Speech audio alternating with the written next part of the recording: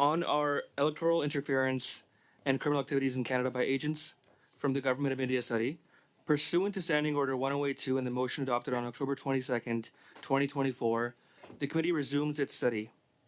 I'd like to now welcome our witness today. As an individual, Patrick Brown, Mayor of Brampton, by video conference. I will now invite Mr. Patrick Brown to make an opening statement of up to 5 minutes. Okay, well, thank you, Equinder, and I want to say first of all that I, was invited previously to come before this committee, and I declined previously because my focus is not on revisiting the 2022 Conservative leadership. It is on my job as Mayor of Brampton, and it's a very busy job. I don't have an interest in revisiting partisan debates. My focus is on the progress of the city that I lead. Even today, we had a Region of Peel budget meeting, and so it is difficult to add in new work to the schedule, but I respect the committee process. I respect the summons that was issued, and am here today to answer any question that you may have. I don't believe I have a lot to add to this discussion. And frankly, part of my concern about participating was that I was concerned that, I know how the committee process works in Ottawa. I've been an MP for 3 terms, spent almost 9 years in Ottawa, and I know that at committee, every party has their own agenda. The Liberal Party will have an agenda, the Conservative Party will have an agenda, the NDP will have an agenda, the Bloc will have an agenda. There was a commission on foreign intervention with the Hogue Commission, and if asked to testify there, I would have. My concern about being brought into a partisan environment is that it is not something I'm interested in engaging in. Municipal politics, municipal public service is nonpartisan. Right now, we've got a productive working relationship with the Government of Canada, which is Liberal, the Government of Ontario, which is Conservative, and we've got a lot of exciting projects that we're embarking upon. And so I don't really want to get drawn into partisan debates, but at the same time, I understand that it's important to guard our democracy against foreign intervention. And if there's something that I can add today that would be helpful, I'd be happy to answer those questions. And I've already made some comments in the media about why I felt there wasn't much I could add, but I'm here to answer your questions if needed. Great, thank you. I know that you were an MP, obviously, for several terms, and you're very familiar with the rules of committee and Parliament. I'd just like to remind you that we did start a little bit late because of votes, but you are to remain in attendance until duly discharged, which is what the notice paper said as well. We'll start with the first round for questions. Ms. Dancho for 6 minutes. Thank you, Mr. Chair. Thank you, Mr. Brown, Mayor Brown, for being with us today. As I'm sure you've seen, and certainly in your statement would confirm, but there's been some wild allegations made about the Conservative Party leadership race and concerning your campaign and other things. So I'd like to just ask you right off the top, do you believe that foreign interference influenced the final outcome of the 2022 Conservative leadership race? I don't believe foreign intervention affected the final outcome of the Conservative leadership race. I believe that Pierre Poilievre was successful in that race because he signed 300,000 plus memberships, and I don't believe acts of foreign intervention affected that result. Thank you, Mr. Brown. And you also alluded to in your remarks here today, but also in your statement, that you feel that there's a bit of politicization going on at this committee concerning foreign interference and India, which I would agree with that. This is quite a serious issue. Of course, there are allegations, as you well know, that a foreign government allegedly conspired to murder Canadian citizens on Canadian soil. A very serious matter, a devastating matter for those communities, and a serious affront on our sovereignty. And now we have a situation here where you are called, and I would agree, for political reasons. Can you comment on that? Well, I'd say, first of all, I had many residents that were aghast and alarmed and scared when when they had that RCMP press conference that released details about the extrajudicial killing in Surrey. And it certainly is reason to investigate foreign intervention. I think my commentary about the Justice Hoag's commission and a parliamentary committee were to distinguish between one which is in a nonpartisan setting, and committees by its nature, and I remember from my time in Ottawa, very much have a partisan agenda about them. It's why when I was given the choice to attend, I said, no, I'm going to focus on my job as mayor of Brampton. But because the summons was issued, I'm aware of my legal obligations, and I'm here to answer questions. But that was my apprehension. I don't want to be brought into a partisan debate on Parliament Hill. Thank you. And Conservatives certainly supported the study going forward, and we supported your invitation. But what we did not support is politicizing this accountability tool at committee. And so I would agree with a lot of what you said, but though I am quite concerned that this has politicized a very serious issue. And I know, Mr. Mayor Brown, that you represent a community that has many Sikh Canadians. And so you must have a good sense of the mood on the ground there. Can you enlighten the committee a bit of what impact the past few months has had on them? And we'd just like to hear, for the record, I think it'd be useful for our committee, the impact that this has had. So I think there is concern in Brampton. I'm sure there's the case in other big diverse cities about foreign intervention, about their safety, and for obviously I'm concerned about that. I want everyone to feel safe and secure in Canada, and we've seen a level of genuine fear. It really was heightened with incidents that happened in Surrey, and I would note when that incident happened, that extrajudicial killing, we had members of the Sikh community come to our council and state rather unequivocally that they felt it was an act of foreign intervention, that they had received a duty to warn themselves, some of them, about their own safety. For that reason, we wrote a letter to Public Safety Canada at the time asking for there to be an investigation into whether there was foreign intervention. And so I think the suspicion of what was confirmed by the Public Safety Minister and the RCMP many months later was one that our community was feeling very early on.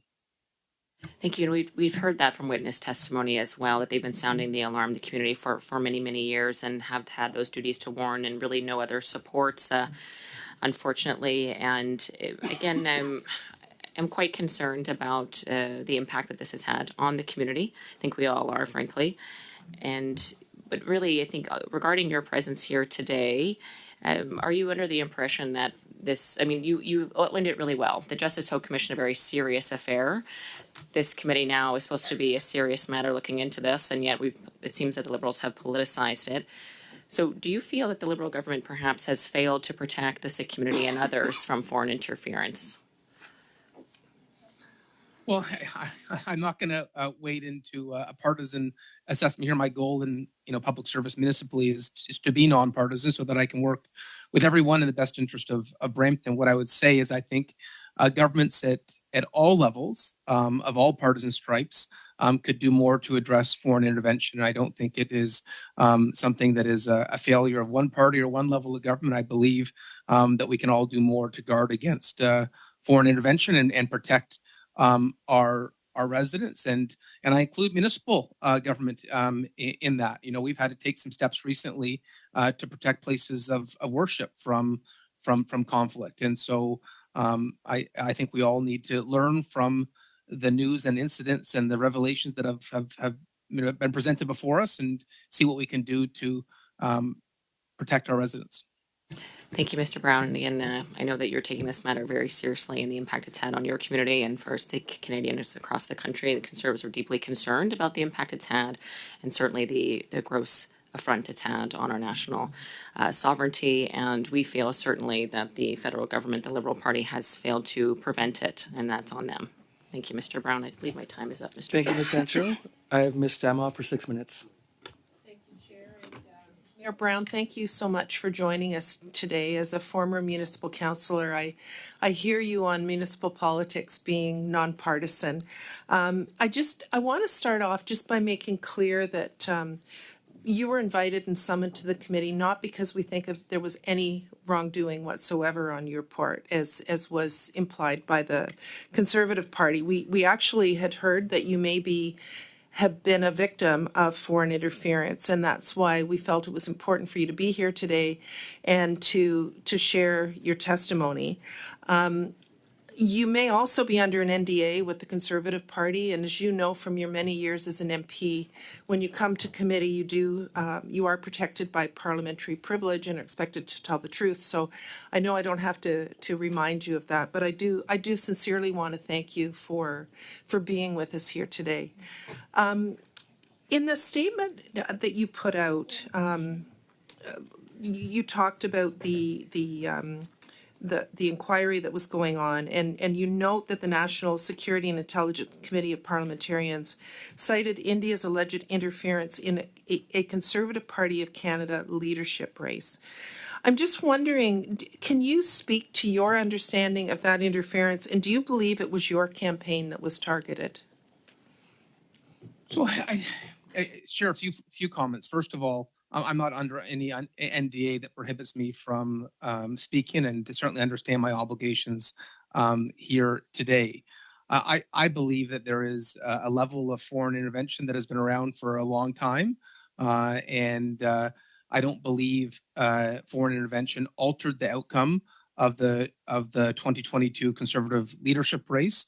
If you look at past leadership races and the number of memberships sold to be successful, this leadership race was, there was a level of membership sold that was incomprehensible compared to any other time in modern history. I think that's what dictated the results, not foreign Sorry, intervention. Mr. Brown, I hear you on it not impacting the outcome, but I think all of us would agree that if there was any kind of interference in the campaign whatsoever, that we're all troubled by that, though. I mean, So do you think it was your campaign that was targeted? So I think there's always going to be a level of foreign intervention in every political party, and I think I think it's fair to say that the government of India states their opinions, and I think there's a number of issues that I took a position on that certainly the government of India wasn't a fan of, from the Citizenship Amendment Act to the farmers' protest to the vigil for Deep Sidhu. But I don't think any commentary offered by the Indian government affected the result. How do you know, Mayor Brown, that they weren't fans of your activity? I don't think India or its representatives are ever shy in making their positions clear. And so not just during the Conservative leadership race, but in my time in public service, they've always been more than blunt to express their displeasure when positions are taken that are inconsistent with their national agenda. And so, I don't think 2022 is different, than the past instances. And just to illustrate that, I remember. Yeah. But you were quite close to President Modi at one time. Did the Indian government reach out to you during your leadership campaign with concerns about your positions that you were taking? Well, actually, I think it predates that. And yes, I have visited India many times. I knew Prime Minister, not President there, it's Prime Minister. I knew Prime Minister. Sorry, thank you. Yeah. I knew Prime Minister Modi when he was the Chief Minister of Gujarat and was a fan of the economic agenda that he undertook in Gujarat. But I would say where I had challenges with my relationship with India started when the provincial legislature in Ontario recognized the 1984 genocide. And as leader of the Conservative Party at that time provincially, we supported that motion.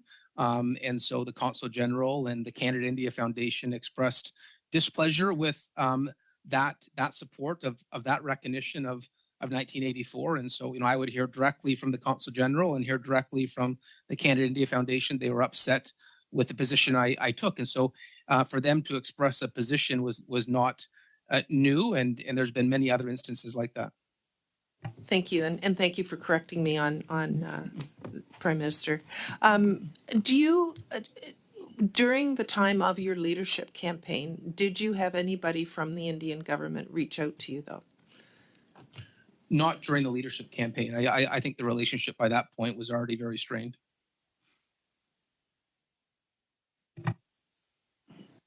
sorry, my microphone do you have a sense that any of your campaign workers were contacted or were being targeted by representatives of India and Canada? I don't believe my campaign workers were contacted by by agents of the government of India. Okay, thank you. I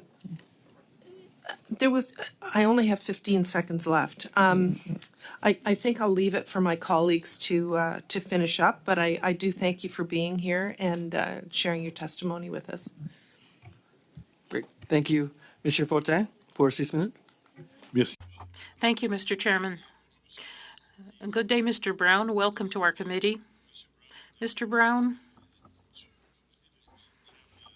Ms. Damoff just asked you a few questions that interest me as well, but I'll continue in that vein with your permission. Your leadership race started when, and when did it end exactly? Do you have the dates in mind or periods that they lasted? Well, the leadership was in 2022, and I think it formally began in March, and obviously concluded for me in early July. But I would note that when Aaron O'Toole lost his confidence vote within caucus, that's when you really saw some of the campaigning begin, which would have been earlier. I believe it was earlier in the year that he lost that confidence vote. OK, mais vous avez... Okay, but you expressed your interest in the campaign in March 2022, and you withdrew in July 2022. Is that correct? I believe my announcement was in March. Yes. And if I understood your testimony properly, during your campaign, you did not have contact with representatives of the Indian government. Is that correct? I did not have any conversations with representatives of the Indian government during the leadership campaign. OK, mais... Okay, but I imagine that you did have meetings or discussions with people in the Indian community of Brampton or elsewhere in Canada. Would I be correct? Absolutely. We had a robust membership campaign across the country, and those who have ancestry and heritage in India were very much a part of that membership drive. Et en aucun moment... And at no time did these people have discussions with you about the interests or desires of the Indian government? Well, you know, on a campaign, you hear a lot that is hearsay, and so I am not going to repeat before a parliamentary committee hearsay, but you have thousands and thousands of conversations, and I would say you hear a lot from the community. Mais est-ce que vous avez eu... But did you have any situations where members of the Indian community criticized your position on political topics involving Canada?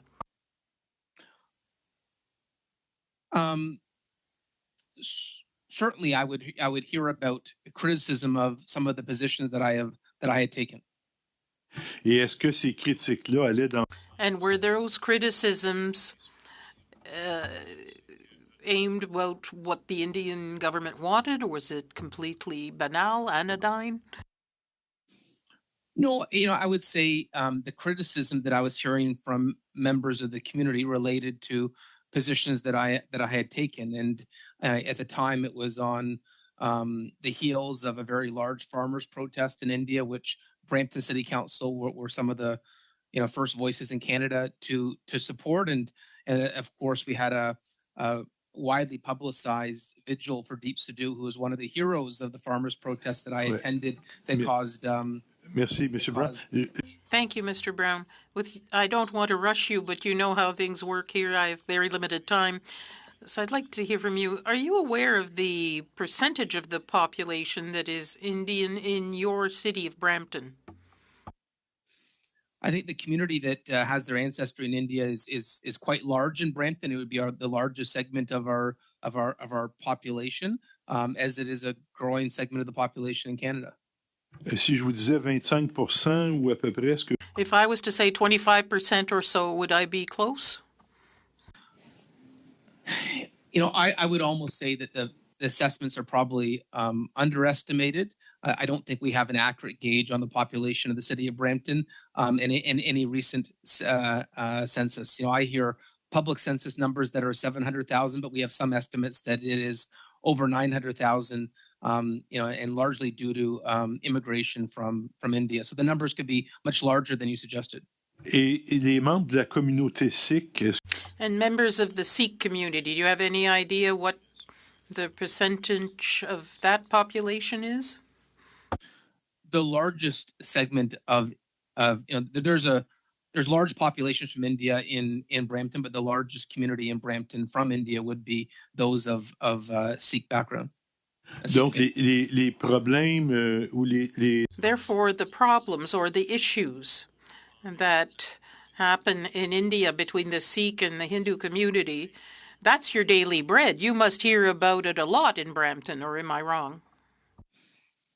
Well, I don't like to hear about it. I try to bring harmony to those issues and bridge those divisions. But certainly last month I heard a lot about it. We had some tensions, and it does emerge from time to time in Brampton. We have to deal with tension between communities. I would say, by and large, the vast majority of the Sikh community and the Hindu community get along, but there are incidents that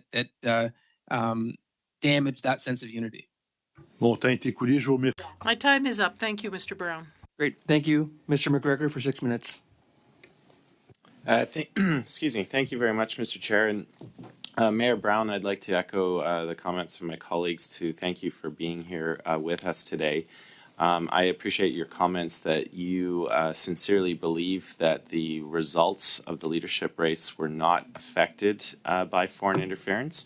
But I think our committee's main concern is that the inference that the attempt was even made in the first place.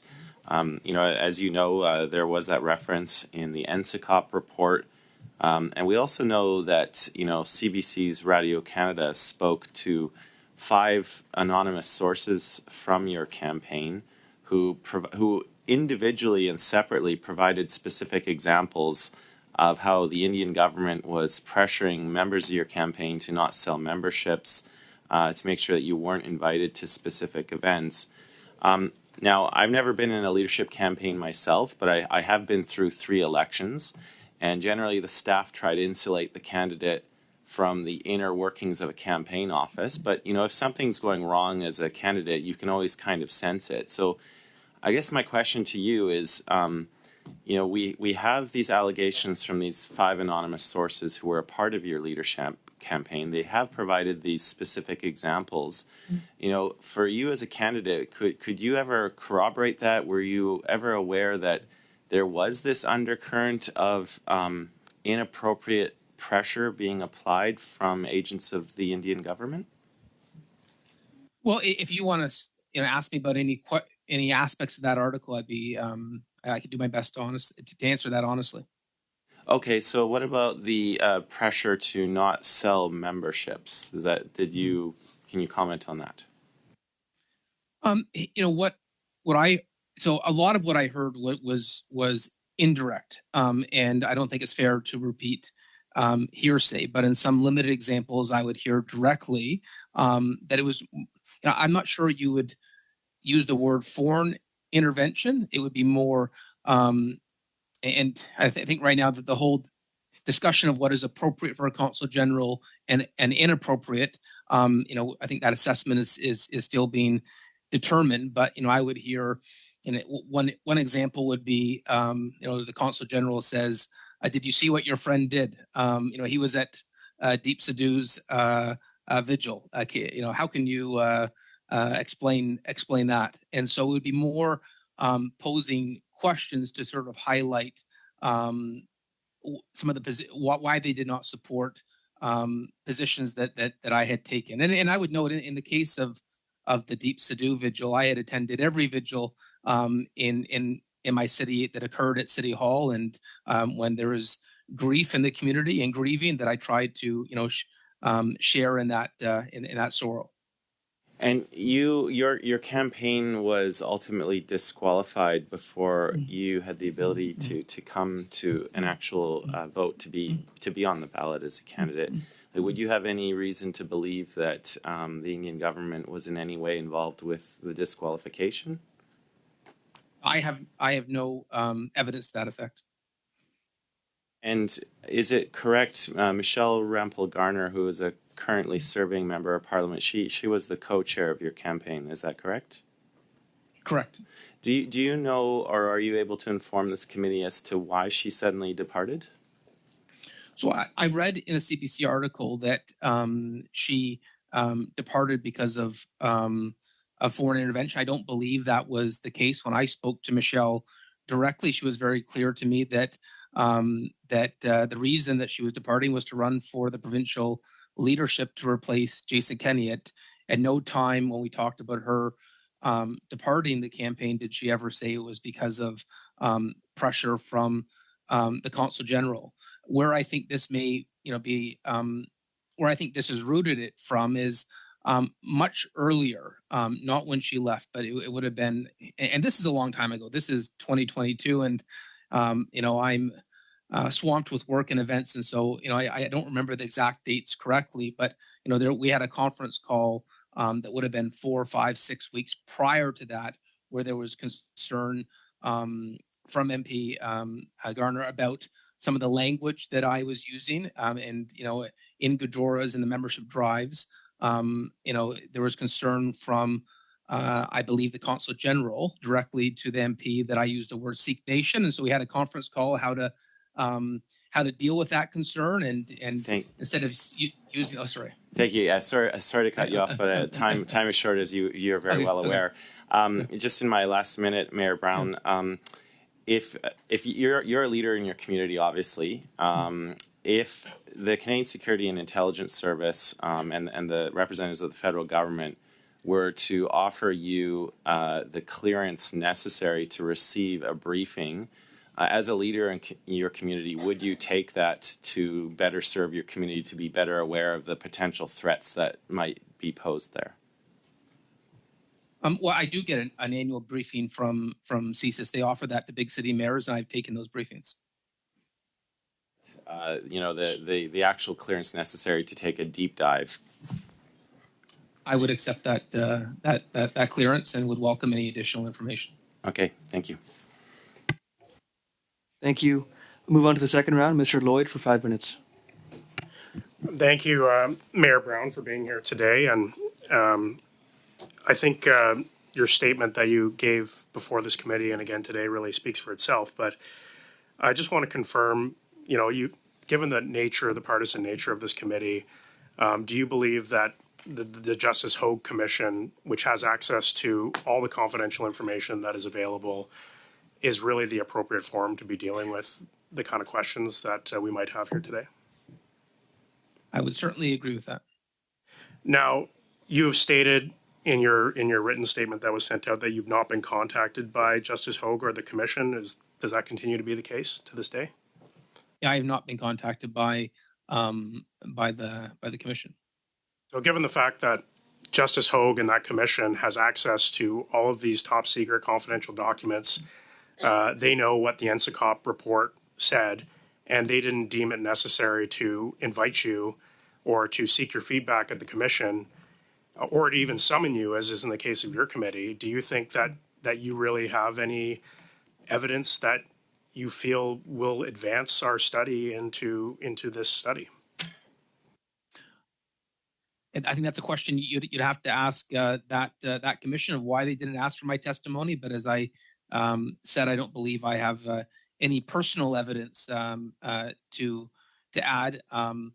Nothing new that it's already in public domain. So I guess I'll give you an open-ended question here, Mayor Brown. You understand the purpose. You've been a parliamentarian for many years in the past. You know what these committees are here to do, and if we're putting together a study, any recommendations, given your experience, is there anything you'd like to provide to this committee? Any feedback? Well, I do think that looking at ways to safeguard our democracy is important, and there is foreign interference that occurs, and so whether it's I would say, and it's not limited to India, but India is obviously a very high topic because of the extrajudicial killing in Surrey. But for a lot of countries, the ability to have a working relationship with the consular office is important because you want to go back home and you need a visa. Having that productive relationship is important. But I look at other instances, Sri Lanka. We're building a Tamil genocide memorial in Brampton, and we've been recipients of active intervention and opposition, obstruction, protest, coordinated by the Sri Lankan High Commission. There's an example where we believe our democratic efforts adopted by our entire council were being challenged and subverted by a foreign government. And so, I don't think it's limited to India, but I do think diaspora communities are struggling with some of the activity of foreign consular offices. I was reading a newspaper article recently where it said there was an educational session done in Ottawa recently on foreign diplomats of what is appropriate and what is inappropriate in terms of what crosses the line. I think that's healthy. And maybe some of those standards can be set by this committee to really help clarify what veers into the political, what veers into intimidation of the community in Canada. I really appreciate that good feedback, Mayor Brown, and I think I've only got a little bit of time left. So I'll ask, you did mention that there's been significant tensions in your community in the wake of these allegations of the extrajudicial killing, and we know that these tensions are in diverse communities across Canada. What do you think the federal government can do to try to reduce those tensions and bring harmony to our communities? I think what the government of Canada can really do is to make sure that every community knows that they're safe in Canada, that if there is any intimidation or violence against any faith group, we're not going to stand for it in this country. If there's any intelligence that any individuals, any leaders of any community, their safety is at threat, they need to be protected. The fact that we saw the killing in Surrey is a failure of public safety in Canada, that he was not protected. I know individuals in Peel who have also had the duty, have been given the duty to be warned, and that's alarming. And I hope that steps are being taken by their RCMP, public safety, and CSIS to make sure that individuals are protected in this country. And so I think the reminder is to double down on those efforts to make sure those in Canada are safe from in my last second or two, Yeah. Mayor Brown, do you believe that foreign intervention actors have felt emboldened over the past few years under this Liberal government to take actions in Canada? Well, I would hope in the last year it's the opposite. I would hope that because the activities were exposed, that they're not emboldened. And I only get feedback. I don't get intelligence shared from the government of Canada, but I know on a local level, with the Peel Police, the fact that it's been brought into the open, there's a level of relief by some that it's no longer sort of done behind the curtain, and that some of the people that had real fears that it's more in the public now. Great. Thank you, Ms. O'Connell. 5 minutes. Thank you, Chair. Thank you, Mayor Brown, for attending. I actually want to follow up on something that you said that I found quite interesting. You said that you were involved in a conference call where MP Rumble Garner, in answer to Mr. McGregor's question, had raised concerns that also came from the Council General, that they were not comfortable with you using the term sick nation. So are you suggesting, is it your understanding from that call that someone spoke to MP Rumble Garner raising the Consul General's concern about your language being used during the campaign? I was going to say, first of all, I don't believe that's the reason that she left the campaign, but I believe. Sorry, I that's what the didn't article- ask. I asked about the details of the conference call and your answer to Mr. McGregor about you being informed by your campaign team that there were concerns from the Consul General raised by MP Rempel Garner not to use the term sick nation. Can you please confirm that that is what was discussed on your conference call? Correct. Do you want me to expand further? Sure. If you can tell me the details of who asked MP Rempel Garner to raise the language you were being used. So the concern that was raised was that I had used the term on a number of occasions, Sikh Nation, and the Consul General had expressed directly to MP Garner that was something that obviously they didn't agree with, that it could be viewed in nationalistic terms towards the Sikh community. And so at the conference call, I had a deputy national campaign manager, Jaskaran Sandhu, who we sort of assigned to talk to Michelle about it after the conference call. And what was agreed upon is that I wouldn't use the word Sikh Nation. I'd use the word Sikh Qom. Do you think, sorry, I have limited time. Do you think it's appropriate for a foreign government to send a message to a sitting MP that you should be changing the language because it's not welcomed by that foreign nation? Do you think that's an appropriate election activity by a foreign government? And do you regret accepting their advice of changing your language, not based on your campaign or constituent feedback, but because the Consul General asked MP Rempel Garner to tell you that they did not appreciate that language? Do you think that's acceptable in a Canadian election race? Well, I didn't get the chance to finish what I was saying before, but I said what we changed it to was Sikh Qom, which is the Punjabi word for nation. And it was.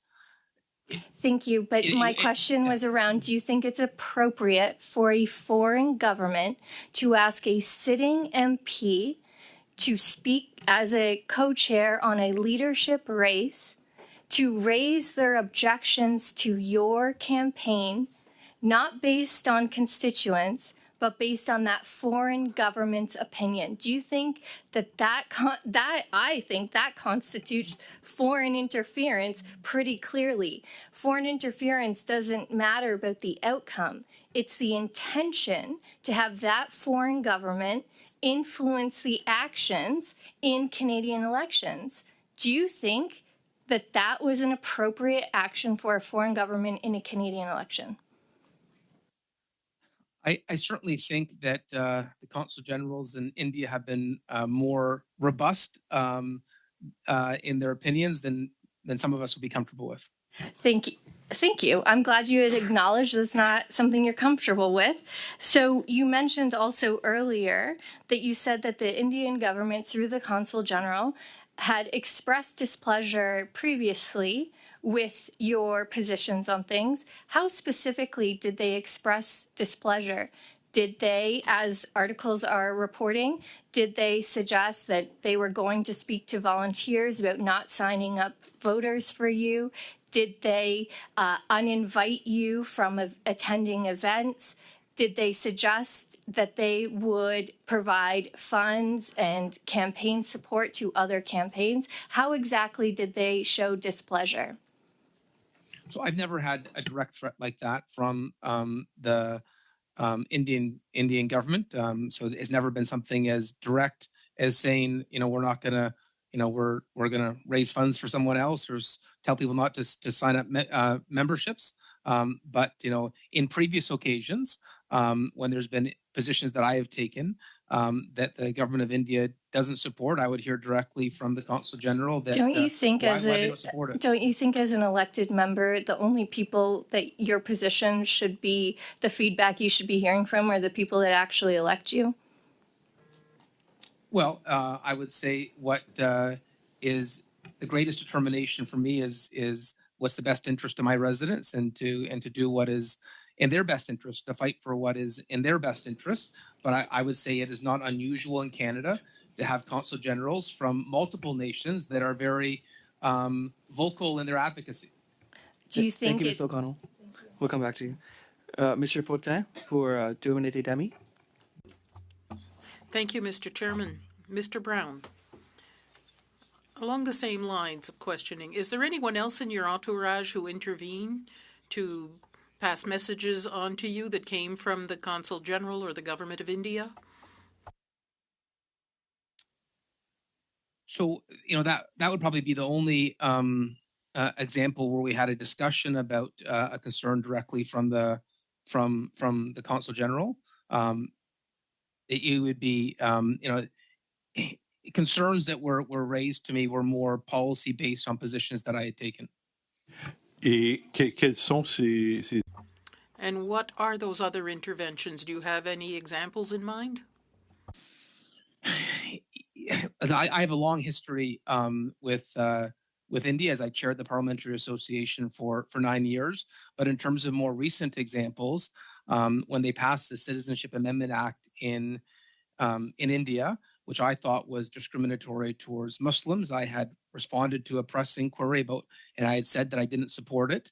That obviously left organizations that represented India and Canada upset, and they relayed that to me directly, and the Consul General at the time relayed that to me directly, how they believed my position on the CAA was wrong. And the other instances that I gave recently were the farmers' protest and, of course, the glorification of Deep Sidhu in Canada. Et, That's more recent. Do you have the date or the month, the time when this happened? So the Citizenship Amendment Act, I believe, was 2019, 2020. I think the farmers' protest was probably 2020, 2021. I don't have the exact dates in front of me. And then the Deep Sidhu vigil of when his memory was celebrated was, I believe, in January of 2022. et à aucun moment, et vous, And on your side, at no time did you feel uncomfortable regarding those interventions? I wouldn't say I've just been used to it for a long time. Having dealt with the Indian government on a number of issues for a long time, I'm used to them being aggressive in stating their position. It doesn't mean you change your own position. Certainly, when it came to the recognition in 1984, I did not change my position. I didn't change my position in regards to the Citizenship Amendment Act or the farmers' protest. But I'm used to their organizations and the government of India in Canada being very clear of what they think of those issues. merci, M. Brown, c'est déjà terminé. Thank you, Mr. Brown. My time's up. 2.5 minutes. Thank you, Mr. Chair. Mayor Brown, in our last exchange, I had asked you with the leadership position you hold in your. Sorry, Sorry, I'll start over again. Okay. Yeah, I didn't Thank have you. the Now microphone I can hear on. you. Yeah. Let me just reset.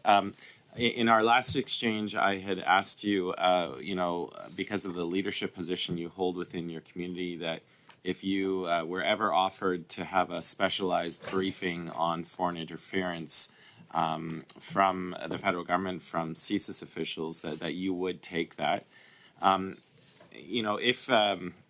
If you had won the leadership race and found yourself in the House of Commons as the leader of the Conservative Party, would you still hold that same view that as a leader of a federal party, given the grave nature and threat of foreign interference in Canada, would you still hold the view that it would be incumbent upon you as a federal party leader to receive briefings so that you could be best equipped to help out in any way that you can? Well, I don't think it's helpful to get into hypotheticals, and I think one of my concerns about coming before a parliamentary committee is that everything, has a sort of partisan tinge to the questions. And I know, there's been concerns expressed about Mr. Poilievre not accepting a security briefing or clearance that you were speaking of. And so, like, I don't want to be part of any contrast. Just to say, I think everyone benefits from as much information as possible. And as you can tell, I'm trying not to be drawn into partisan debates because my focus is 100% on the people of Brampton. And I think we'll just leave your answer as it is. I respect that.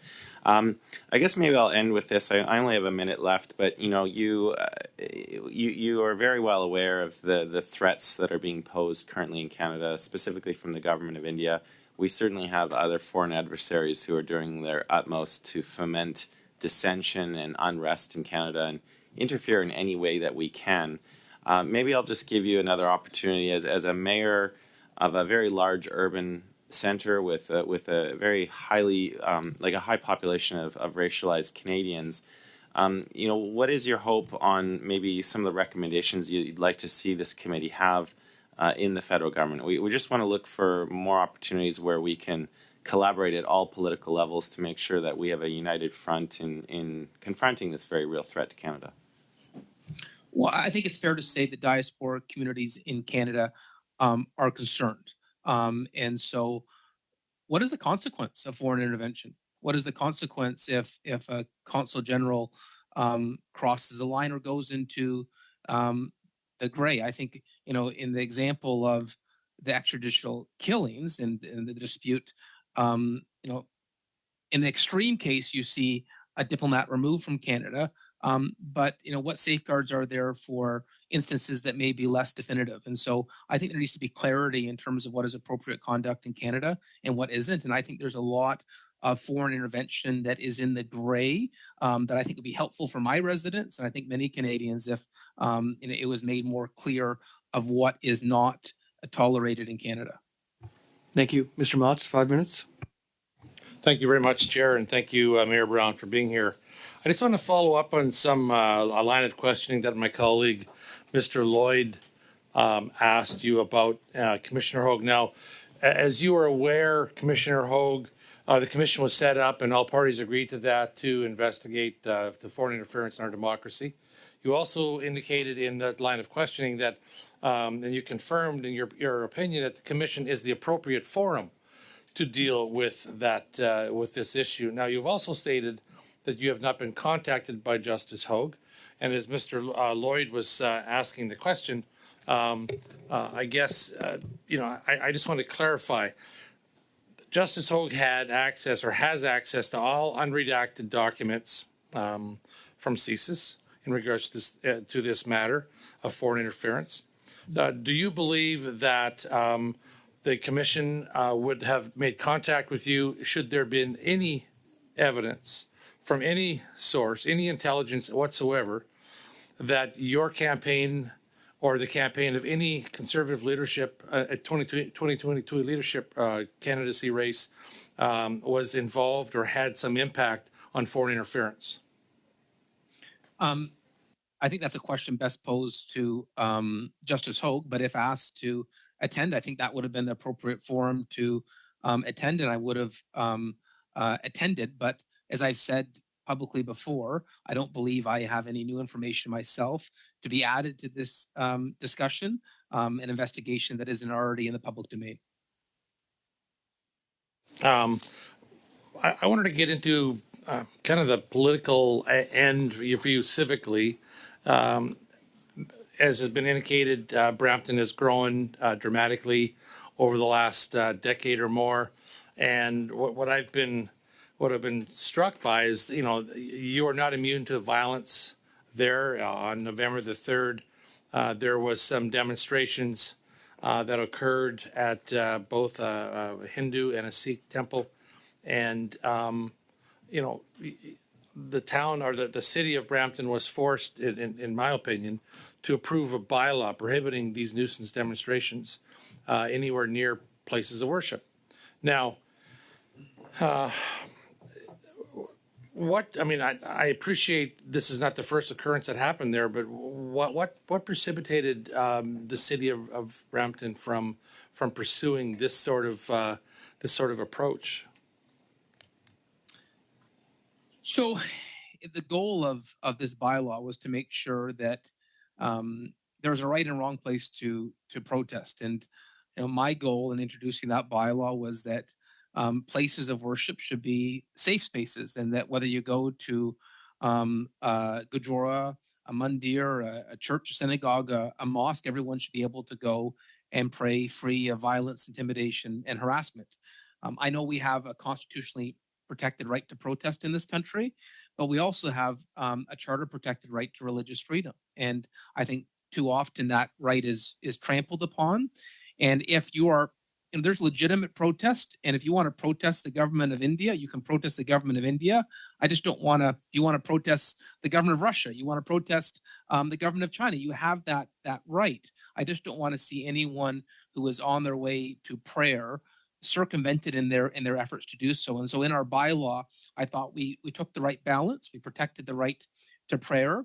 But if a place of worship has a banquet hall and there's going to be a foreign government rally in that banquet hall, that would not be protected. It wouldn't restrict the right to protest. It is the basic religious freedom that is protected. And fair enough. So I know you don't want to become political, but do you believe, or partisan in your political responses, but I mean, to me, when a city has to provide its own civic ordinances to try and deal with something that should be handled, through federal legislation, I find that troubling. Now, I appreciate that the city of Brampton felt necessary to protect the residents of Brampton. Do you believe that these protests had anything to do and linked back to Indian foreign interference?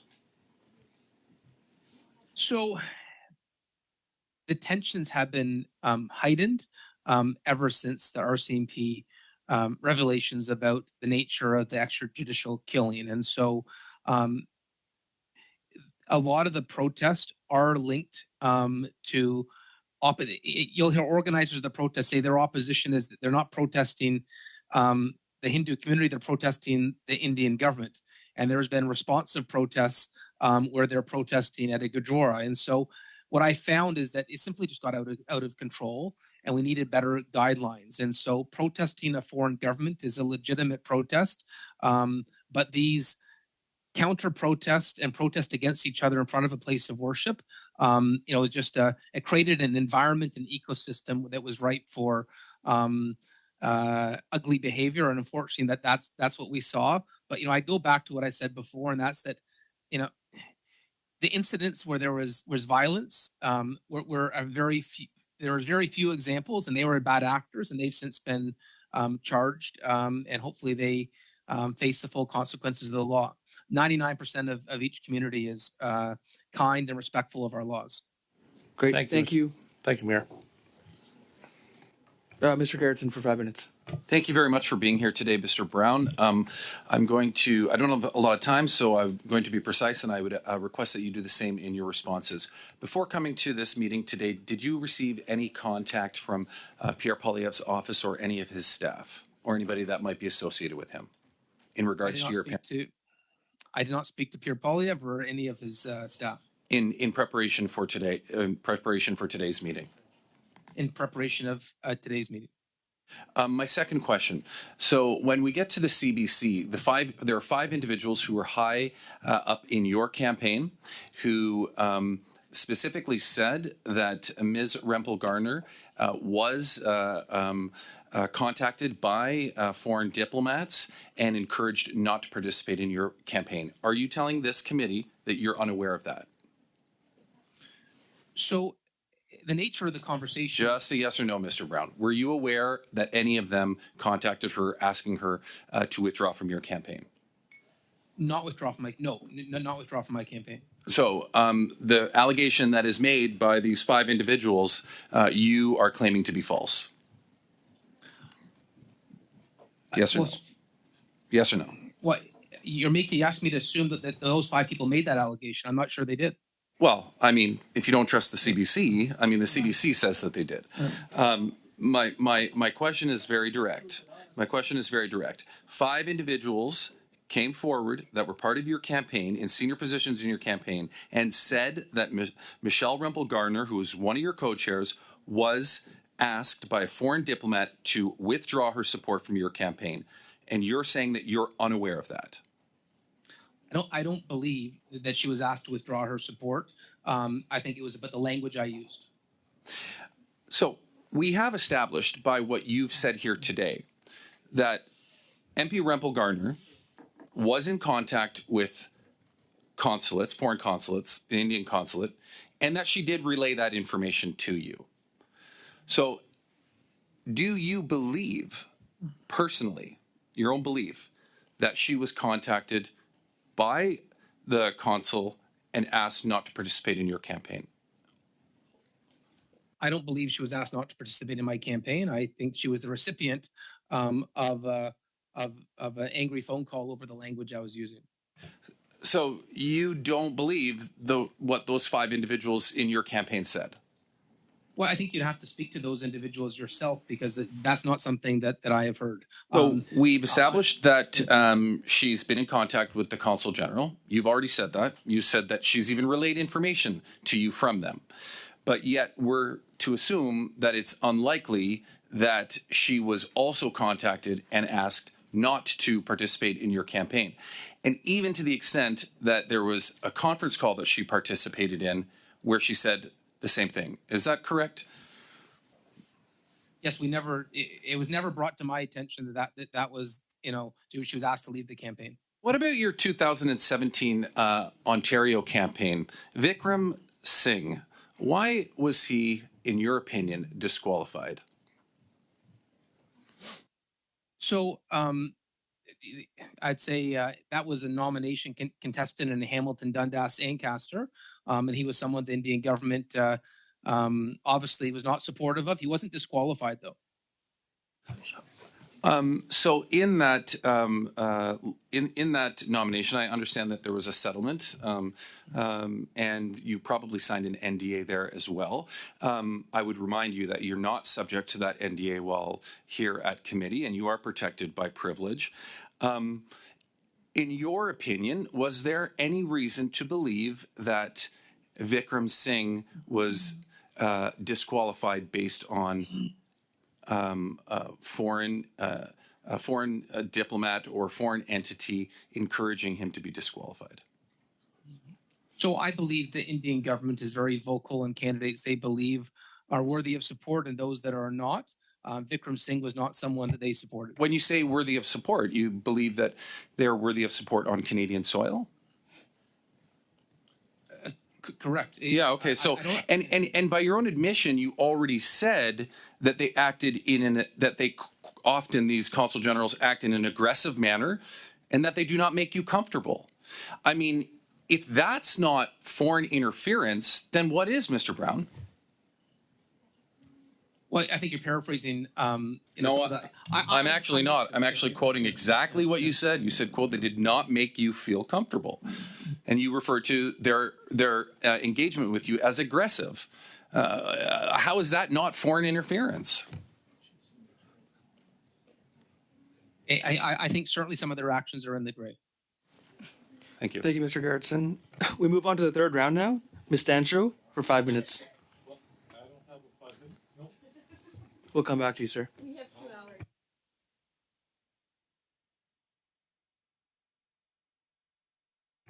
No, it's you, Ms. Dancho, because we're on to the third round. No, I'm saying who's after them.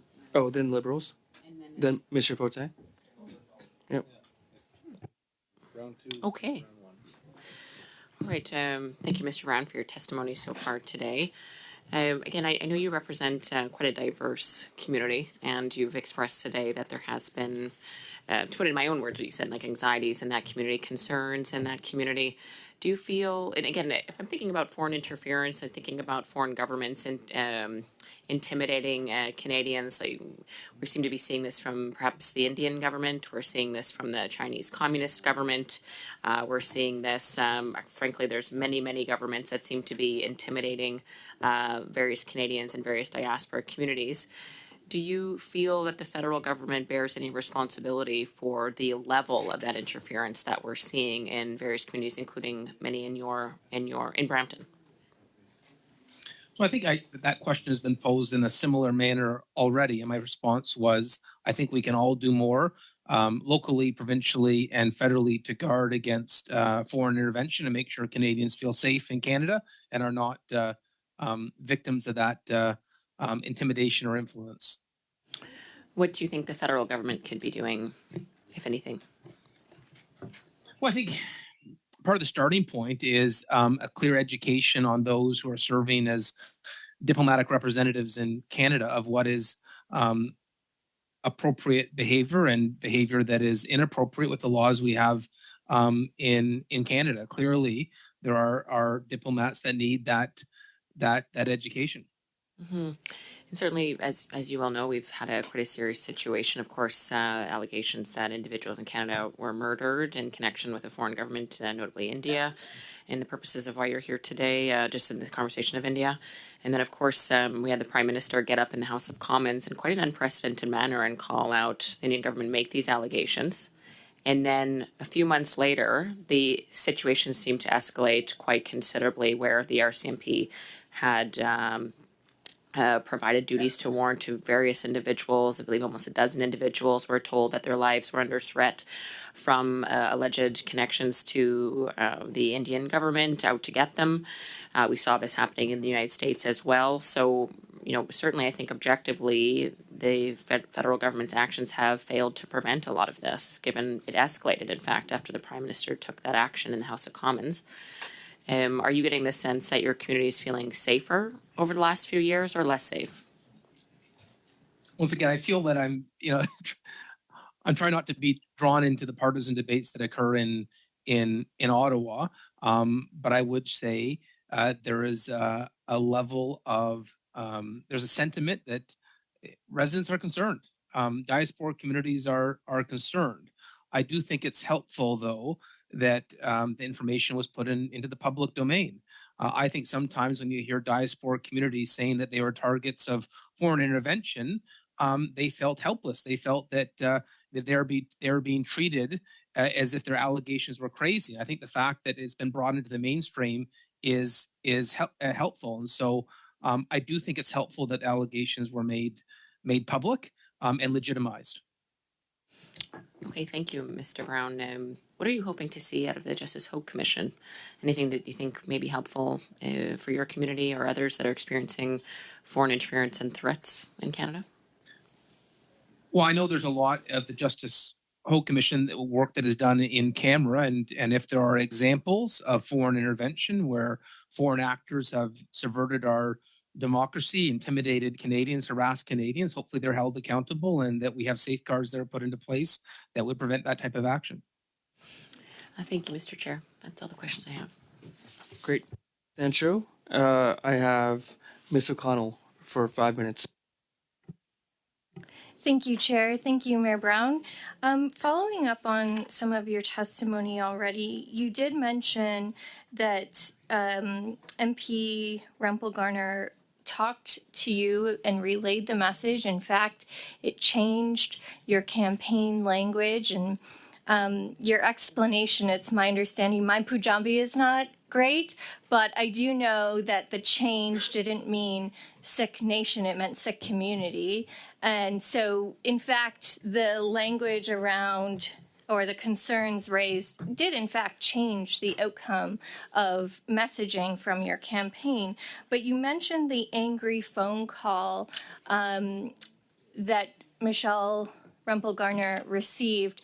Did she express anything about that phone call other than just changing the language from Sikh nation? So when you're a candidate for leadership, you're saying busy is an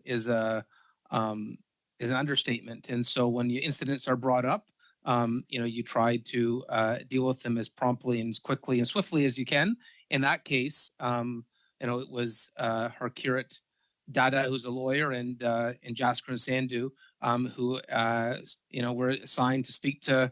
Sorry, Michelle, I'm limited on about time, it. so I'm curious about that phone call. What else, if there was anything expressed in that angry phone call to MP Garner, Rempel Garner?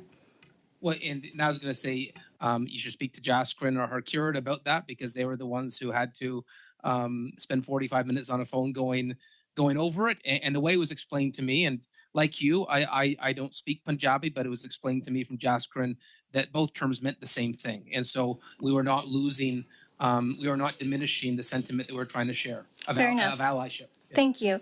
And so earlier this week in the House, I actually asked your former, he would have been the caucus chair for your campaign, MP Seaback, about why in March he announced his support for your campaign, and then I believe it was June decided to support Pierre Poilievre.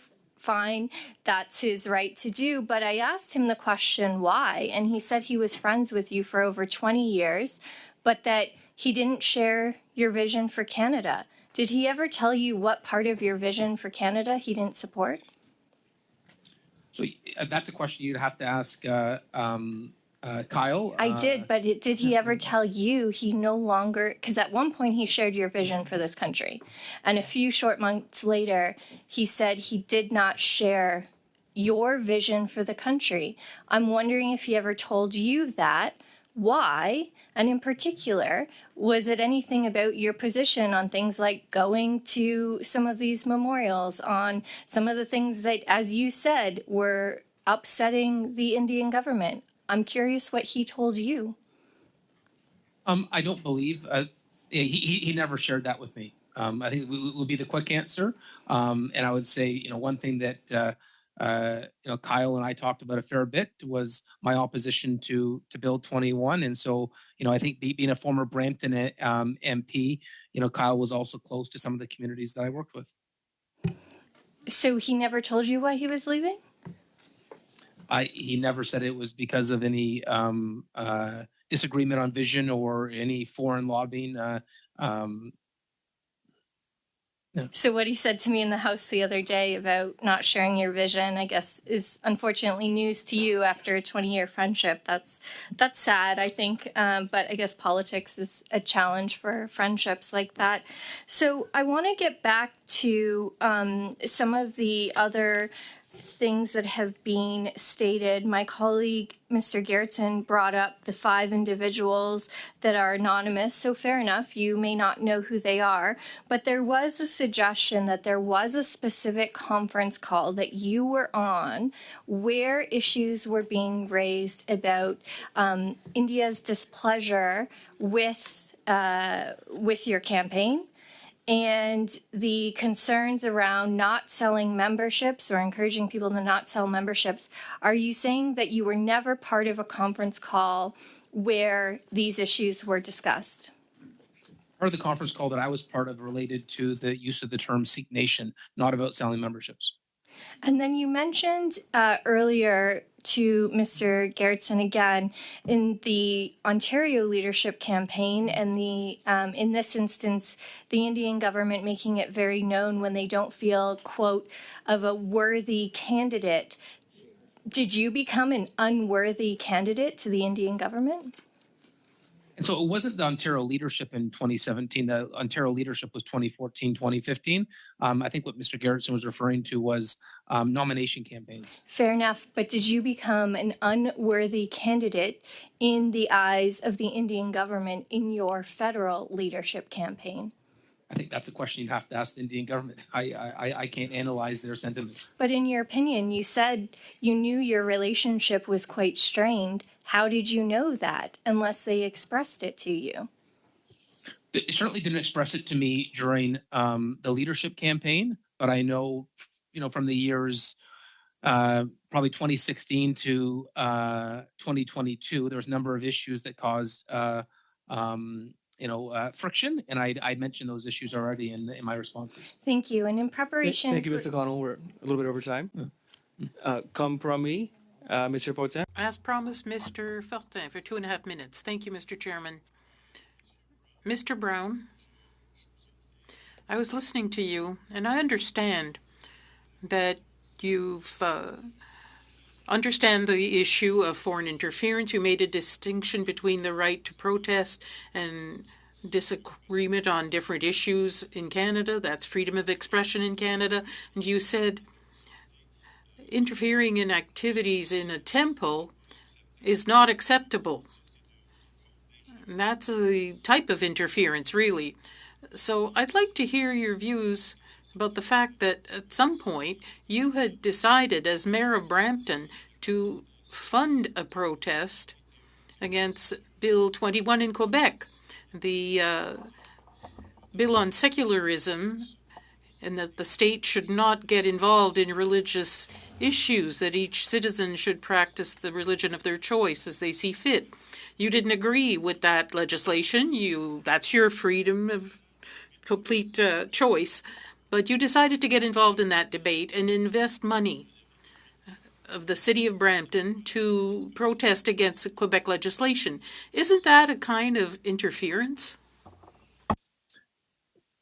Well, the city of Brampton, the province of Ontario is not a foreign entity. This is a legal challenge that's occurring in Canada, and a legal challenge that goes to the Supreme Court will be a precedent on all Canadians. I still maintain my opposition to Bill 21. Oui, mais votre opposition, mais vous dites que c'était pas une. Yes, but you say this wasn't foreign interference. But with all due respect, Mr. Brown, the city of Brampton is not located in Quebec. What goes on in the province of Quebec, I really don't see how that is any concern of the city of Brampton. Am I wrong? Oh, it very much is the concern of the city of Brampton and all Canadians. If this Donc, à ce compte-là, le gouvernement indien serait juste. So in that way, the government of India is justified in getting involved in your conservative leadership campaigns. The same reasoning, isn't it? I think the comparison is preposterous. The notion that foreign intervention is the same to a legal challenge in Canada over the interpretation of the Charter on Religious Freedom. L'ingérence étrangère, c'est se mêler ce qui nous regarde pas. Foreign interference is not minding your own business. And I think if the Indian government wants you to change your position in a leadership race in a Canadian federal party, it's not its business. It shouldn't do that. Similarly, if a Quebec town decides to intervene in a Quebec case, that's one thing. But an Ontario town, that's a concern. Seems to me, if you can't make that distinction, I wonder if you can make it for the Indian authorities. It's up to you to tell me. A legal precedent in Canada affects us all. I don't want ever there to be a case in Ontario where someone loses their job based on wearing an article of faith. The fact that you could see Ça s'appliquait pas en Ontario, M. Brown. Ça s'applique au Québec seulement. It wouldn't have applied in Ontario, Mr. Brown. It only applied in Quebec. It could be a legal precedent set in Canada if the Supreme Court Thank you, Mr. sides on the side of Quebec. That's a precedent that affects all of us, and I think it was an atrocious decision that circumvents religious freedom in this country.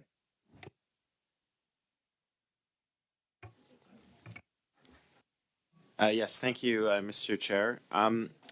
Mayor Brown, so just to recap, I mean, we have the reference to a conservative leadership race in the NCCOP report.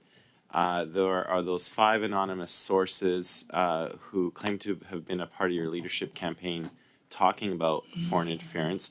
I'm curious, though, in the post-mortem, like after your involvement in the leadership campaign was over, did you ever receive a post-mortem briefing from CSIS officials at all, like in the months or years following your involvement in the leadership race? I have not been briefed by CSIS on the 2022 Conservative leadership race. Okay, that's good to know. I mean, we have taken some steps legislatively in the Parliament of Canada with Bill C-70, which will hopefully fix that problem for CSIS in the future. I guess that leads me to my next question. I've referenced the legislative changes that we've put into place sort of to bring the CSIS Act and the Security of Information Act up to speed to counter the threat. But, looking back, is there anything you wish could have been done differently with these allegations? I guess, what kind of safeguards would you like to see put in place to make sure that political parties and their internal mechanisms are not being affected by foreign interference? Well, you're asking me a question of how I think you could better safeguard our institutions. I think a starting point would be nominations. Right, just political parties specifically. Yes, institutions, but yeah. Yeah, no, political parties nominations. I think nominations in many ridings in this country are where the MP is elected. I think there's a lot of ridings where the general election is not the real campaign; it's the nomination, and increasingly nominations. There's fewer candidates approved to run.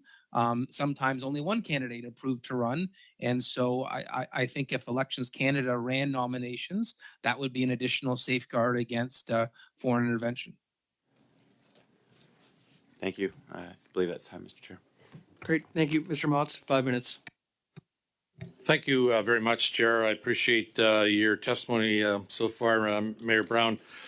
Just a commentary first. I find it really interesting to watch Liberals make themselves dizzy, chasing their own tails, trying to find something that doesn't exist with no evidence to support whatever they're trying to find. So given the serious nature of foreign interference, it's perplexing that the Liberals would politicize this issue, single you out, purely based on your political affiliation. And I know you don't want to be partisan. You don't have to answer that unless you wish to do so. However, there is something that I have found or seen in the media and you deal with every single day, and that is the crime that's going on in your city. I can't imagine the pressure and the frustration you feel as a city council, as the mayor of that city. And can you explain to us what you deal with the gun violence that's happening there, the auto theft, the affordability crisis, and you're sitting here being sidelined on a political game, it appears?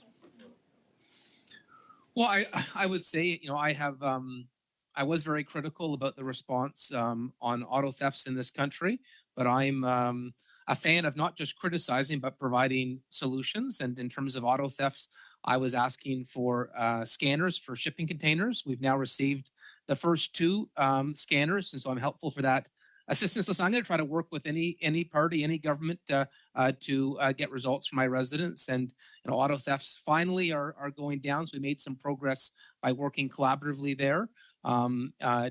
We still need to work on the bail system that lets too many of these offenders out after committing an auto theft, but we are making progress, and I'm hopeful for more progress. Thank you very much. That's all I got. Mr. Motz, you still have 3 minutes. And I can take it. Ms. Dancho. Thank you, Mayor Brown. And I just want to give you the opportunity to highlight some of the primary issues in the Sikh diaspora community in Brampton. Can you outline some of those for this committee? So I think today we've spoken about one issue, which is concern about foreign intervention and intimidation. But I think the concerns of Sikh Canadians are similar to the concerns of all Canadians. I think there's concerns about public safety. I think there's concerns about affordability, the cost of living. And so I think the concerns that Canadians have in common are much more similar. And sometimes, we can get lost in silos. And what I find in Brampton is that there may be many different communities, but when it comes down to my job as mayor, they're probably all concerned about making sure we have enough police officers and that property taxes don't go up beyond the pace they can afford them. And usually there's much more concerns and frustrations. Hopes and aspirations are much more similar. Thank you. And I also have the pleasure of representing many Sikh Canadians, and they're some of the hardest working, generous people. And but I have heard from them, and maybe you've heard this as well, that they certainly came to Canada for freedom and opportunity, and also just figured that Canada would be safe and secure. I'm getting the sense in that community from what they've told me that they no longer feel that way because of the issue we're talking about, but also because of the public safety issues broadly. Are you getting that sense as well? I think public safety is a big issue right now. It's why in Peel we're adding the most police officers we've ever added.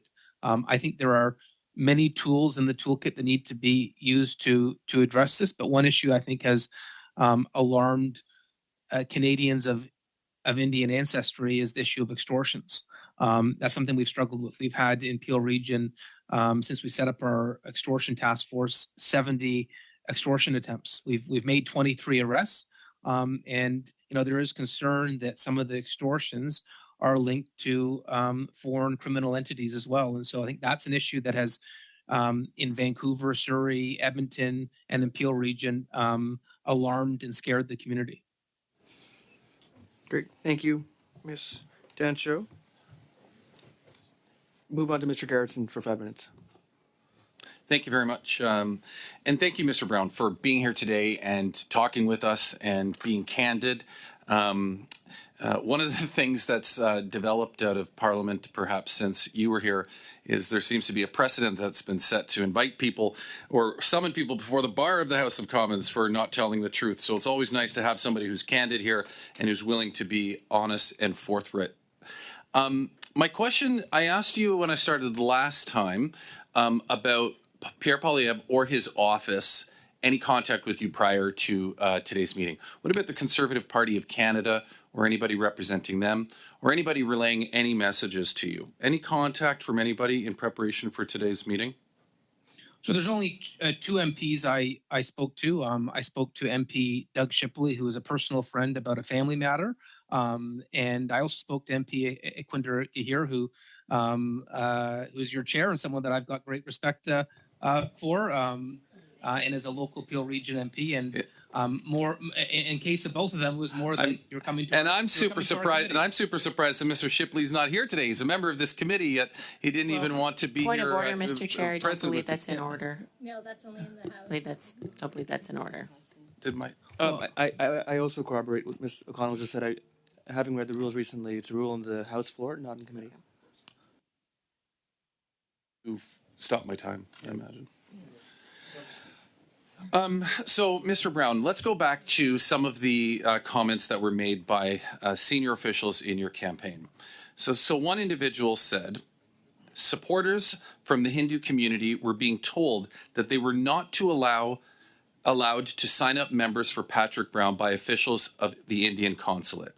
Now, I know, and you've already told us, that you're unaware of that comment, but out of curiosity, would you consider that foreign interference if that had been the case? And if that is proven, would you be concerned that your campaign was interfered with by a foreign government? So I think that would meet the threshold of certainly being foreign interference. You think it would meet the threshold, right? Correct. Would you say that the people that you brought into your campaign were trustworthy people? That, I mean, obviously, if they were in senior positions of your campaign, you would trust them, right? I think we had some great people involved in the campaign. Yeah, and if it is true that these individuals were from your campaign, then, I mean, there's no reason not to believe them, right?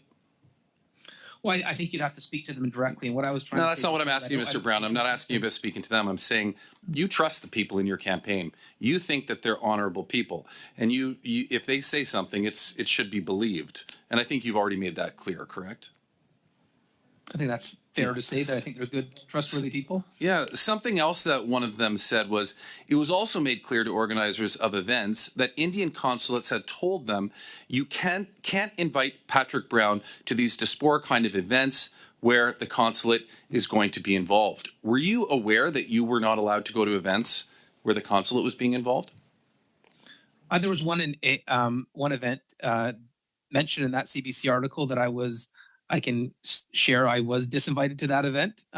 So let's pick up on that for a second, Mr. Brown. So you are aware of this event, and whoever this anonymous source was aware of the event. Therefore, it must mean that these people were actually part of your campaign. I mean, how else could they have known about the event that you have also just said you knew about?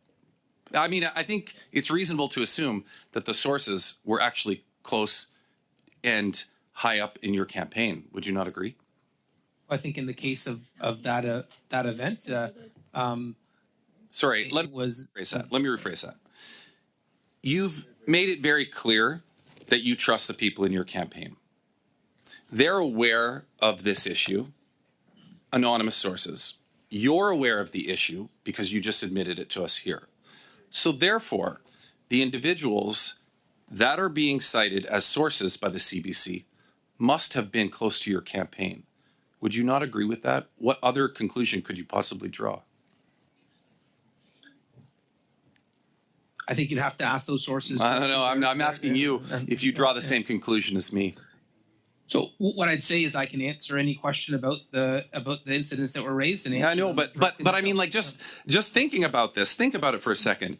I'm drawing a conclusion that since you knew about the fact you were disinvited and they knew about the fact that you were disinvited, then obviously they had to have been very close to your campaign, and therefore I think it's safe to say we can treat these anonymous sources as being legitimate.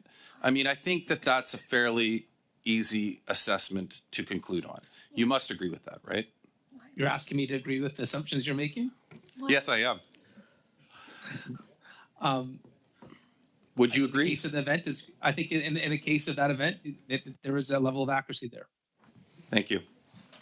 Great. Thank you, Ms. Danshro, for 5 minutes, and we're in the fourth round now. Thank you, Mayor Brown, for being here and sitting through that last round of questions. I'm not going to apologize on behalf of the Liberals, but I mean, that was quite embarrassing. I would say, though, Mr. Brown, again, that I think that there's some serious allegations being lobbed at you here. Any comments of how that's the seriousness of which you feel some of these questions are coming? I mean, I just feel that's kind of silly at this point, but I'm just over to you for your thoughts. Well, I think sometimes it's difficult to answer a long preamble with a yes, no. And so I think sometimes the nature of these questions are not a simple yes, no. Yeah, thank you very much. And I just want to go back again to some of the concerns you're hearing from your community. Again, this is certainly, as you know, a study on the interference or alleged interference in Canada from India. And you have outlined quite a bit, in fact, about how your community is feeling and the anxieties they're having over this. I'm hearing that as well. But you did mention Peel region in your last round with me. And we do know that the stats from police say that one woman is strangled every single day in Peel. Do you have any concerns? I mean, I'm sure obviously you do about the violence against women you're seeing, but how has your community reacted to this really quite revolting statistic in Canada in 2024? It's just unbelievable. Yeah, it's horrifying. You know, we've declared a gender-based violence epidemic in Peel region. The city of Brampton has as well. We've got a councillor, Rowena Santos, and Councillor Navjeet Brar, who have been quite outspoken and in raising concerns around this epidemic we're struggling with. You know, I sit on the Peel Police Services Board, and I look at all the statistics. And one that I find most harrowing is, as a society, we have not effectively dealt with the rise, and it continues. I believe when I started 6 years ago as mayor, I looked at the number for IPV, intimate partner violence, and it was 7,000 calls a year. I think we're up to close to 20,000 now. And I don't think that's unique to Peel region. We're seeing that across the country, where there is an alarming rise in intimate partner violence. And we need to, as a society, find out how we can deal with this, because the current approach isn't working. Did you say 20,000 cases of intimate partner violence? Sorry, just 20,000 calls on intimate partner violence. Wow. I'm very sorry that's happening in your community. And I had heard some of the statistics of what we're seeing. And of course, as you may know, according to the data, Canada is seeing a 75% increase in sexual assaults against women over the last 9 years, 120% increase in sexual violations against children, a 50% increase in violent crime, and 116% increase in gun crime. So it sounds, unfortunately, that your community is not safe from this either. I mean, this is the Public Safety and National Security Committee. Do you think that the issue of intimate partner violence and the violence we're seeing against women and children generally would be worth studying? Absolutely. You know, we have some with some leaders in the Peel Police that I believe, if you had that study, would have a lot to offer. We would very much like the opportunity to bring them here. And in fact, I have made many efforts to bring forward that issue at public safety. Of course, I feel, and as do my Conservative colleagues, that it is one of certainly the most pressing issues Canada is facing. The epidemic, as many municipalities, in fact 94, including yours, have called it an epidemic, intimate partner violence, and the province of Nova Scotia, the entire province. So we are making every effort to bring forward that study here. Unfortunately, I think Liberals, unfortunately, would rather talk about the questions we saw in the last round with you. So I do believe there's some misplaced priorities in that regard, but they can talk about whatever they wish. That is up to them. Mr. Brown, just to conclude in our last minute, can you just provide? I know you're a man of. You said you're a man of action. You want to take action, not play politics. Can you just outline a few things for the committee that you think could be done to address intimate partner violence, in addition to the things you've already said? We need a greater response to a greater capacity to respond in Canada. I think one thing that's not necessarily appreciated is that in many big cities, there are more 911 calls than officers able to respond. One thing I found alarming from the Peel Police Union is that there are intimate partner violence calls that go unresponded to, simply because there's no manpower to keep up with human resources able to keep up with the volume of priority one calls. And so each year there are more priority one calls that get pushed on the back burner, and I find that alarming. And so how do we, knowing how stressed police resources are, what can we do to better equip police forces to deal with this growing volume? And there are things the federal government can do. I look at the amount of work we deal with in terms of repeat offenders. That's an area that I think the government of Canada could certainly help. Great. Thank you. Ms. O'Connell, 5 minutes. Thank you, Chair. Thank you, Mayor Brown. It's not surprising that the Conservatives can't seem to come up with questions about foreign interference when it's involving India.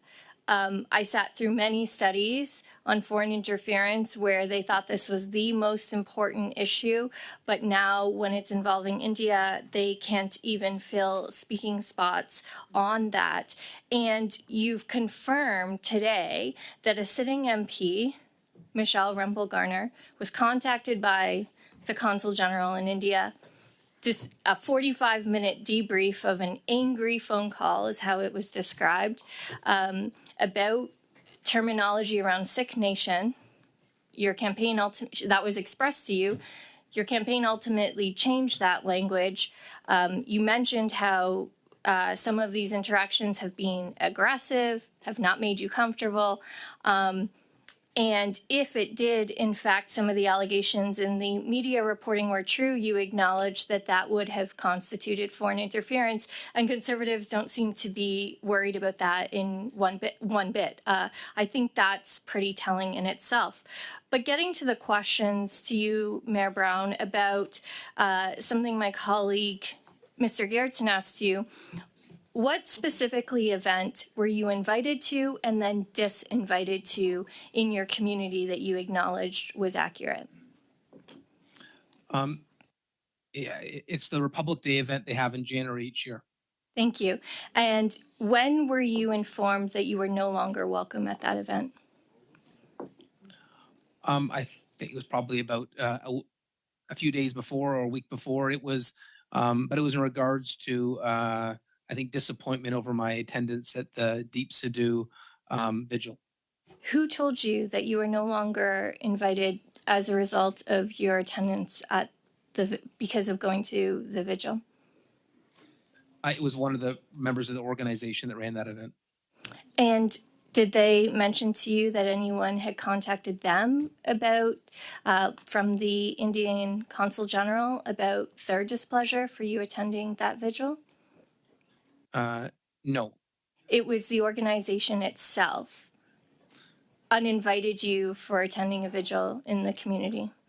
Yeah, they never mentioned to me if they received correspondence from the Consul General's office. So it's not to say that they didn't, they just never mentioned that to you. Correct. Thank you. Were there other events you were uninvited to as a result of your position that also correlated to what you said the Indian government also did not appreciate? I'm sure there were some other events that I wasn't invited to from organizations that do advocacy on behalf of the Indian government in Canada. I'm sure there's a few Canada India Foundation events that I but disinvited. This is kind of a big issue. You're a leadership candidate in a federal party. To be disinvited to something is quite significant. No, there's not another example of one that I'm aware of that I was disinvited. Thank you. And in regards to your campaign structure, I would assume for most leadership campaigns, even nominations, the selling of memberships is a priority. You would have captains, I would assume. did you have captains based on different community groups, different diaspora communities, different neighborhoods? This is usually how it's done. Did you have any specifically captains selling memberships around diaspora communities? And if so, what were they? Absolutely. That's the nature of leadership campaigns and nomination campaigns, as you referenced. You've got membership captains in different professions, different cultural groups, different faith groups, every province, every city. So absolutely. Yeah. Thank you. I'm just running out of time. Did anybody or did it ever reach to you through your team? Were there any diaspora community captains that were told they were no longer comfortable, just like the invitation that you were uninvited to? Did anyone relay to you that there were captains that were no longer going to continue selling memberships for you? So a lot of what you hear would be hearsay, and so I don't want to, unless I hear it directly. I don't want. I mean, but that's the nature of campaigns, right? I hear this volunteer here wants, our government or our party to go this way. I mean, that's the nature of how we work in this business and develop policy. Did it ever come to you that a captain was no longer going to sell memberships for you? It was only communicated to me directly, where someone would say the Consul General was upset over your position on this, not that they weren't going to sell memberships. Anything additional would have been through hearsay. But why did you connect the two? The Consul General being upset when I asked about the selling of memberships.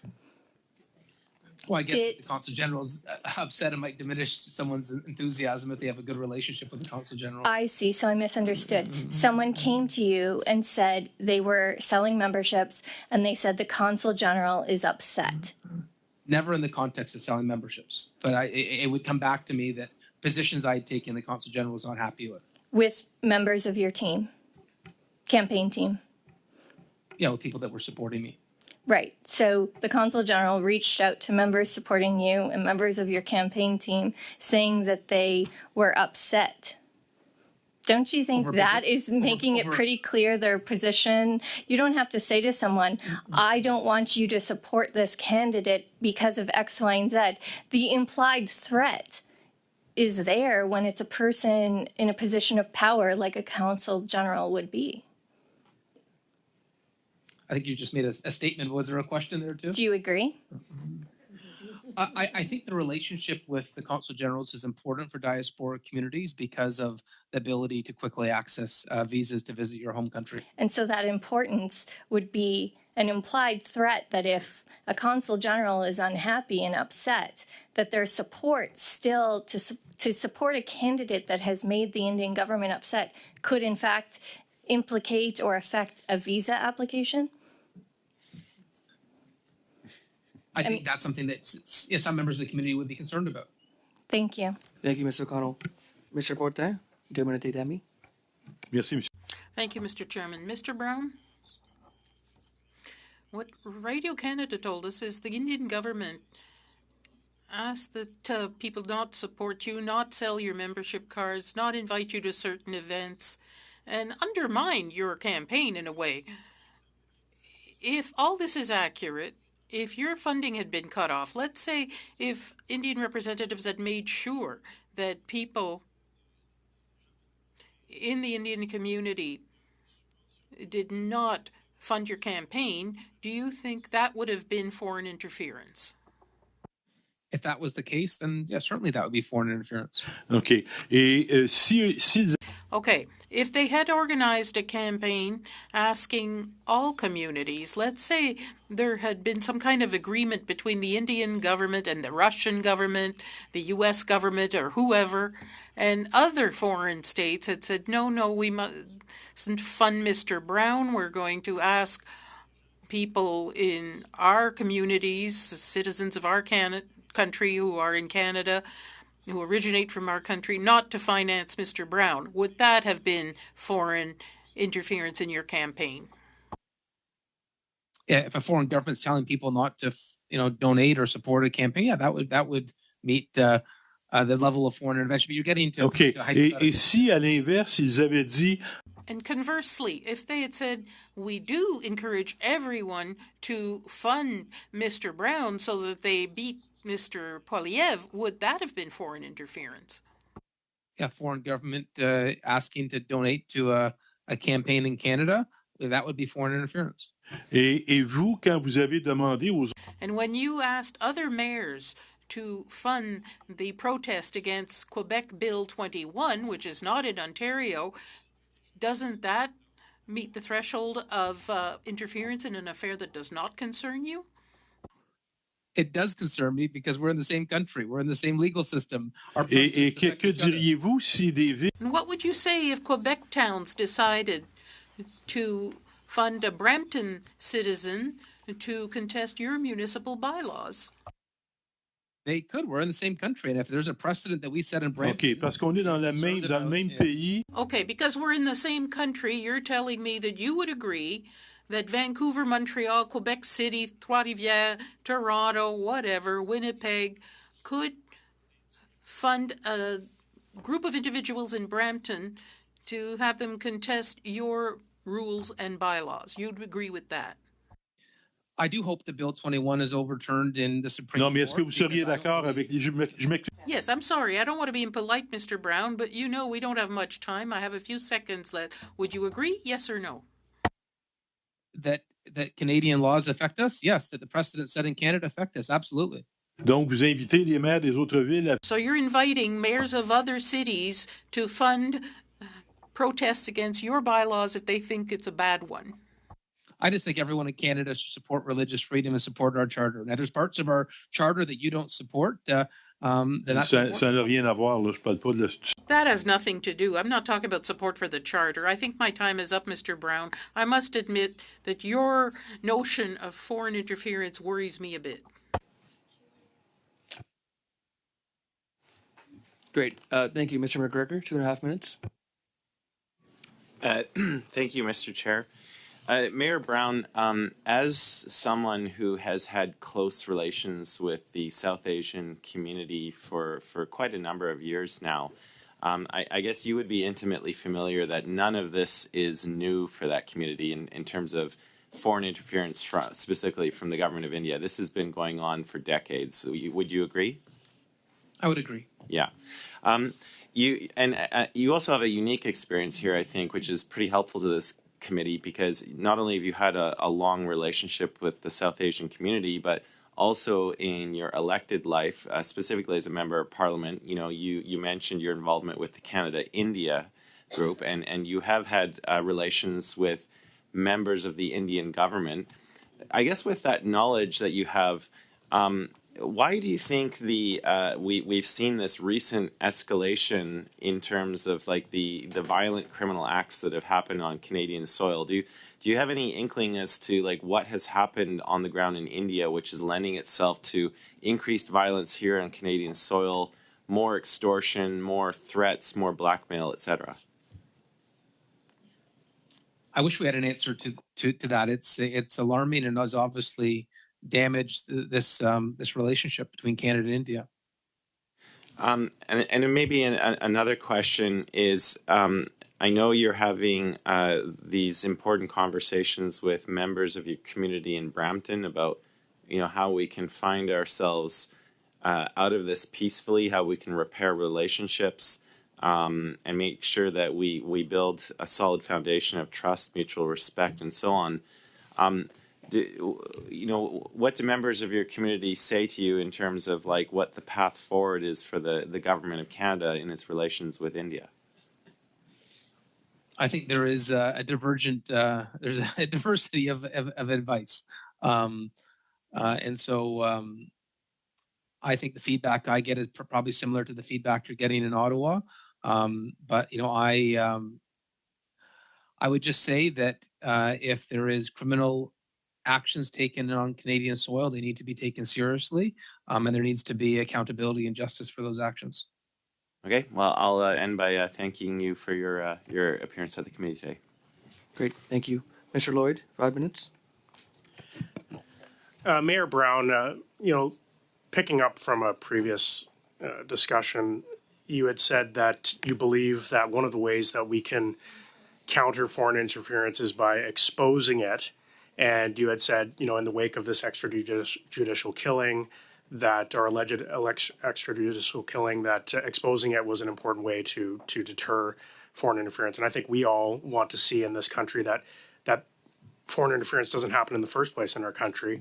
Do you have any recommendations on ways that Canada can project strength and build our respect in the world to the point that countries will be deterred from trying to interfere in our democracy and interfere in through criminal acts in our country?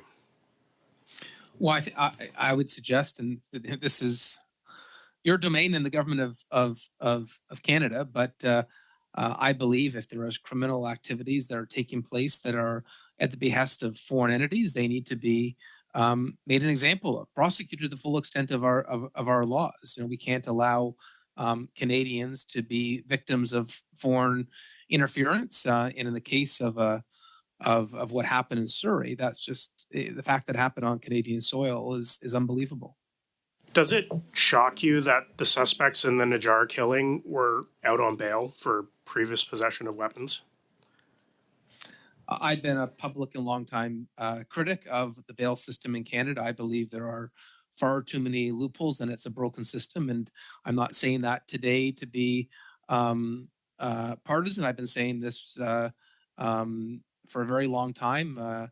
We started a campaign, Bail Reform Now, in Brampton, based on the tragedy of the Henderson Bellman incident, where someone lost her life for someone that was released on bail on the fifth occasion.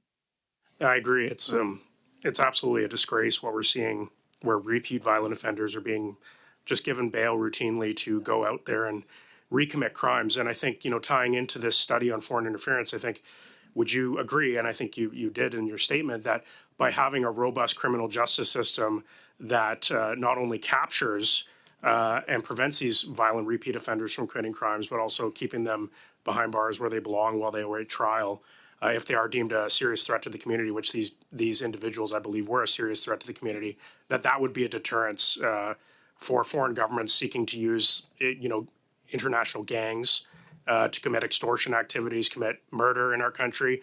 If we had a stronger criminal justice system in this country, that would be a form of deterrence. Would you agree? I would agree with that. And specifically in terms of how we can strengthen our democracy, I think you made some very good recommendations, and I think as conservatives we're here because we want to actually find solutions to foreign interference. And I think when I see the Liberals here, as they seem to be asking you questions to try to score some points, I don't know exactly what they're trying to get at here, but. Mr. Brown, you said in your statement that you think you're being brought here for political reasons, and I don't suspect you maybe want to elaborate on what those reasons are, but I'll give you an opportunity. I'll go back to the original comment I made that the nature of parliamentary committees is partisan nature. You've got a Liberal side, you've got a Conservative side. You all prep for these meetings. You've got, of course, NDP in the bloc. But why I said I thought the better forum for this was the Hogue Commission, as it's a nonpartisan commission looking at foreign intervention. My worry about being asked to come here is I didn't want to be brought in to answer questions that were partisan in nature, because my role as mayor of Brampton is nonpartisan. And I would say we've got a good relationship with all our federal MPs in Brampton and all our MPPs, and they come from different parties, and we pride ourselves on having good relationships. Well, Mayor Brown, I just want to say I really do appreciate your professionalism in coming here. I know you didn't feel like you could bring any additional evidence to this committee, but I think you being here today, even though you were summoned here, has just given me some reassurance in terms of, and I think your recommendations have been very spot on in terms of strengthening our country's defenses against foreign interference and also cracking down on crime in our communities. And I know you're fighting for that in Brampton. I appreciated your advocacy on the auto theft file, an issue that was also very close to my heart, and things that we've been talking about in this community. So I just want to thank you for your advocacy. I want to thank you for your recommendations, and I want to say I appreciate the feedback that I've heard from you at this committee meeting. Thank you.